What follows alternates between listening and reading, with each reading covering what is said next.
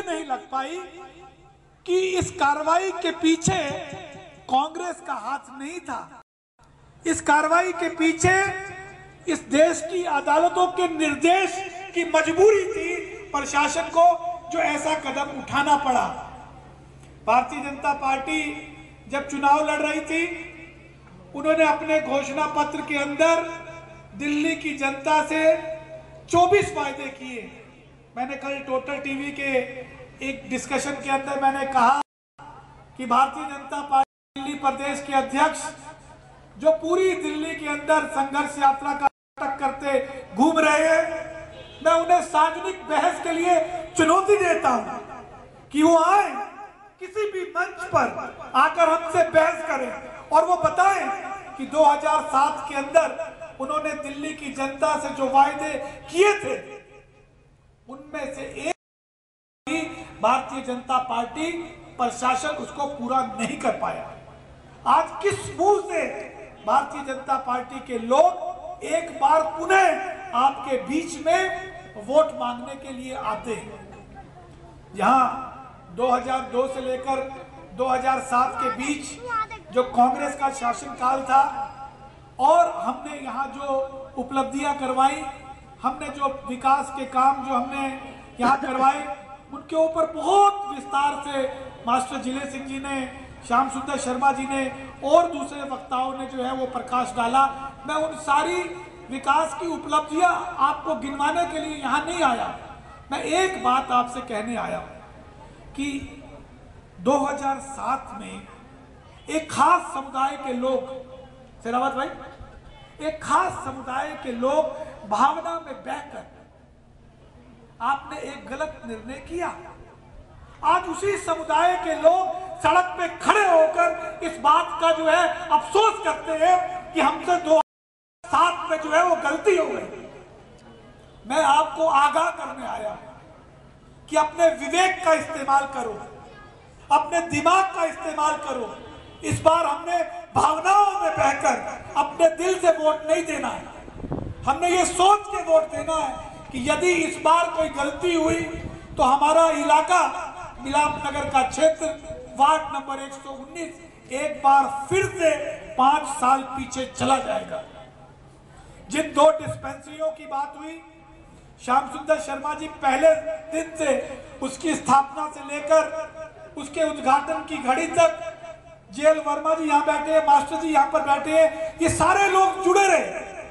M block के अंदर भाटिया जी, मैं आपकी श्रीमती जो कम्युनिटी सर्विस डिपार्टमेंट में थी, मैडम, उनको याद करता हूं और उन्हें अपनी भावभीनी श्रद्धांजलि भी देता हूं, जिनकी मदद से हमें यहाँ हमने एक लाइब्रेरी बनाने का प्रस्ताव बनाया।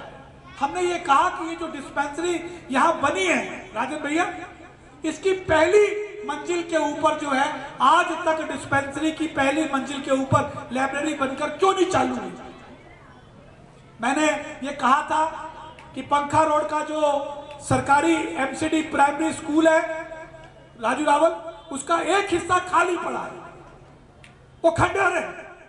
मैंने ये कहा था कि मैंने एक प्रस्ताव पास करवाया था कि यहां पर जो है हम मैटरनिटी सेंटर बनवाएंगे।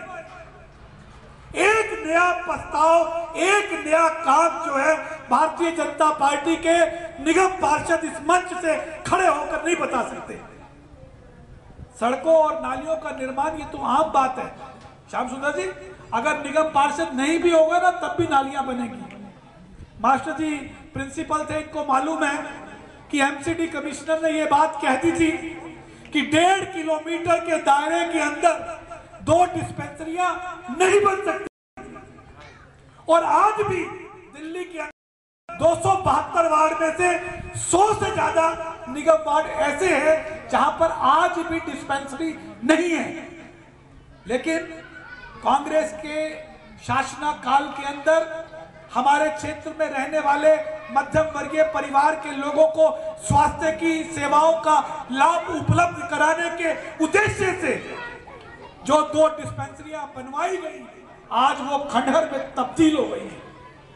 मैं इसलिए होली के इस पावन पर्व पर आपसे एक निवेदन करना चाहता हूं, यदि आपको लगता है हमारी बातों में सच्चाई है यदि मेरे से पूर्व वक्ताओं ने यदि यहाँ पर मंच पे खड़े होकर यदि ये झूठ नहीं बोला है कि आज मकान बनाने के लिए हमें अधिकारियों को रिश्वत देनी पड़ती है, यदि ये बात सच है तो आज हमको ये संकल्प लेना होगा कि सांसद श्री महाबल और दिल्ली प्रदेश कांग्रेस कमेटी के अध्यक्ष Shri Jaiprakash Agarwal, all India Congress committee के जनरल सेक्रेटरी चौधरी बीरेंद्र सिंह जी और दिल्ली की मुख्यमंत्री श्रीमती शीला दीक्षित, ये चारों मिलकर जिस व्यक्ति के नाम का अनुमोदन करेंगे, जिसे कांग्रेस का सिंबल देकर भेजेंगे, हम उसे इस बार टाउन हॉल भेजने का प्रयास करेंगे।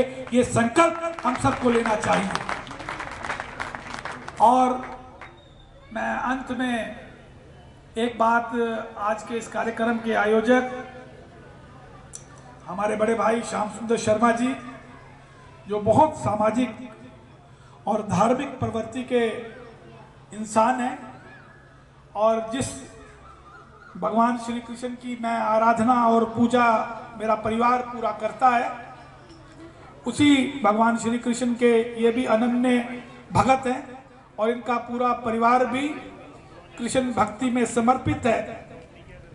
मैं भगवान श्री कृष्ण से इनके उज्जवल भविष्य की कामना करता हूं और मैं एक बात आपको यहाँ आश्वासन देकर मैं जा रहा हूं कि मिलाप नगर के लोगों का जो समूह है, जो मिलाप नगर क्षेत्र की 16 अनऑथराइज कॉलोनियों और बाकी जो अनऑथराइज रेगुलाइज कॉलोनी में रहने वाले लोग हैं, वो संजय पुरी के परिवार का एक हिस्सा है।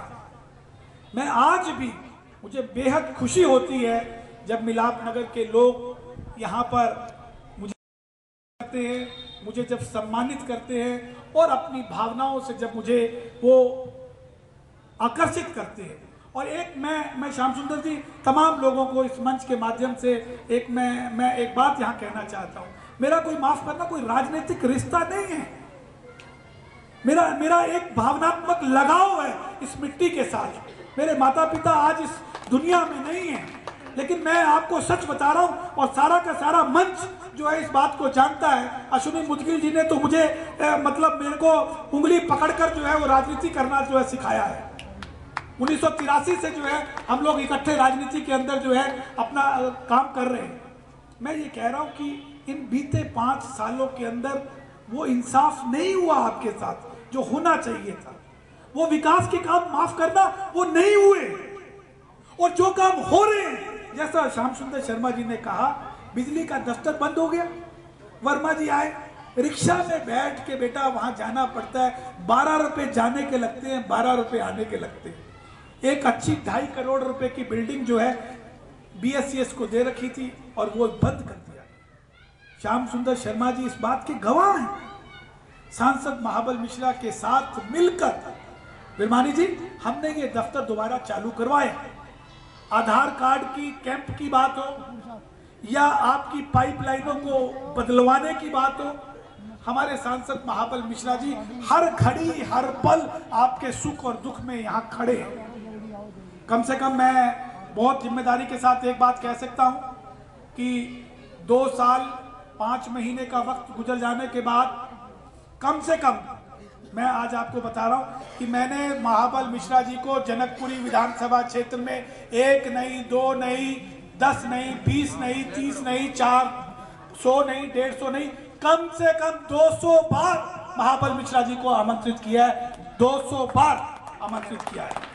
ये बात मैंने 200 की आपको इसलिए बताई कि उनसे पहले जो सांसद हुआ करते थे भारतीय जनता पार्टी के, उन्हें हम सिर्फ और सिर्फ टेलीविजन के ऊपर देखा करते थे, अपने बीच नहीं पाते थे। इन्हीं शब्दों के साथ एक बार पुनः होली की बहुत सारी शुभकामनाएं।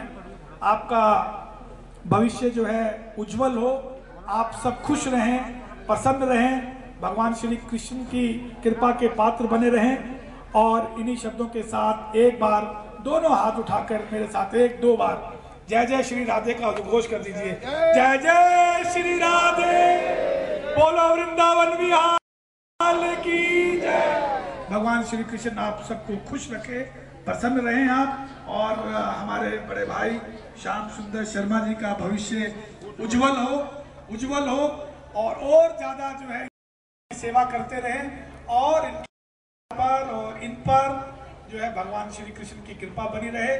आपने मुझे यहाँ पर बुलाया, में भी बुलाया था, बाद जो है यहाँ पाइप चेंज होने का काम था, तब उसके उद्घाटन के लिए भी आमंत्रित किया था। समय समय पर आप याद करते रहते हैं। इन्हीं शब्दों के साथ आपकी भावनाओं को सम्मान करते हुए आप सबका बहुत बहुत धन्यवाद। जय हिंद।